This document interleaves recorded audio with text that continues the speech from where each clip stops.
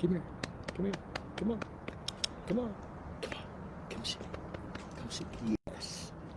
There's my Bob. There's my Bob. Hey, buddy. Yes. Hello, hello. In the backyard. Yeah, what a beautiful day. What a beautiful day. Got some stuff done, poking around. And thought I'd get my reading done. This is the Daily Reflections. I've been reading it now for a month and a half or so. And I hope that hope you enjoy it. Hope you enjoy it. It's a book of reflections by AA members for AA members, and the reading today is titled "Our Children." And I do my whole kind of thing these days is working with men who are dads in recovery, and men who are dads in recovery. It can be confusing. It's like, holy shit, we sober up, and sometimes it's a mess. And the alcoholic and the addict is so generally so self-centered that it's hard to rebuild and to know where to start. And I've worked with guys that have 5 kids with 3 women, and broke up with all 3 of them, and estranged from some, and it's tough business, because kids need their dads. It doesn't matter how old they are. Kids need their dads, and so my encouragement to all fathers, this doesn't exclude the importance of mothers in any way, shape, or form. It's just that kids need their dads, and sometimes the bridges are so badly burned, that mom doesn't want you around, and that's understandable, because we can really fuck things up. And so there's a long period of rebuilding ahead, but know that it can be rebuilt. It can. The damages can be healed, and love can kind of conquer all. And so here's the reading. It's from page 134 in the big book. The alcoholic may find it hard to reestablish friendly relations with his children. In time, they will see that he's a new man, and in their own way will let him know it.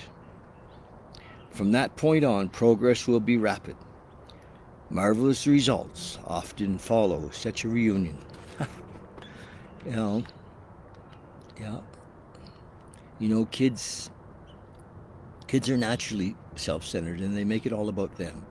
So when we're fucked up, they think they had something to do with it, and it's hard. Being brought up in an alcoholic home myself, it was impossible to see that my parents weren't well. And so as a child, I took a lot of that on. And that's what happens, And one of my goals when I sobered up, my daughter was 6 months old. And, I wanted to break the chain of alcoholism, the pain of the emotional suffering, the separation from a higher power that we experience. I wanted to break the chain. And I certainly didn't know how, but I knew that if I stayed sober, that could help, and if I stayed in as a dad as best I could, and that would help. And I haven't always been the dad I wanted to be, but I can tell you, I'm pretty proud of my kids, and I have a relationship with them. It's beautiful. They're adults now, and I do my best not to give advice, just to listen and be there for them, and it's beautiful. And 2 of them in recovery. The apple doesn't fall far from the tree. This disease of alcoholism and addiction follows the family line, and so I'm very grateful. It's a big topic for me. The second part of this reading is, while on the road to recovery, I received a gift that could not be purchased. It was a card from my son in college saying, "Dad, you can't imagine how glad I am that everything is okay. Dad, you can't imagine how glad I am that everything is okay. Happy birthday. I love you." My son had told me he loved me before, It had been during the previous Christmas holidays when he had said to me while crying, "Dad, I love you. Can't you see what you're doing to yourself?" I couldn't. I couldn't. Choked with emotion, I had cried.